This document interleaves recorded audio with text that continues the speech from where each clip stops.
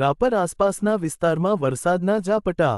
આજે દિવસ દરમિયાન સખ્ત ઉકળાટ ભર્યા વાતાવરણ વચ્ચે સાંજે 5 વાગ્યાની આસપાસ વાગડ વિસ્તારના મુખ્ય મથક રાપર, નંદાસર સહિતના આસપાસના વિસ્તારમાં વરસાદી માહોલ વચ્ચે જોરદાર ઝટકા વરસ્યા હતા, જેના લીધે માર્ગ ભીના થઈ ગયા હતા અને વાતાવરણમાં ઠંડક પ્રસરી જવા પામી હતી। આમ શહેરમાં વરસાદી માહોલ જોવા મળ્યો હતો અને આગામી દિવસોમાં ચોમાસાના આગમનના એંધાણ વર્તાઈ રહ્યા છે। ગુજરાતમાં ચોમાસાના આગમનનું કાઉન્ટડાઉન શરૂ થઈ ગયું છે। આગામી 4 દિવસ ગુજરાતમાં વીજળીના કડાકા સાથે વરસાદ તૂટી પડશે। ચોમાસું હવે ગુજરાતથી ફક્ત 150 કિલોમીટર દૂર હોવાનું જાણવા મળી રહ્યું છે। સાયક્લોનિક સર્ક્યુલેશનના કારણે વરસાદ રહેશે, સાથે જ આગામી 4 દિવસ ગુજરાતમાં મહત્તમ તાપમાનમાં ઘટાડો થશે।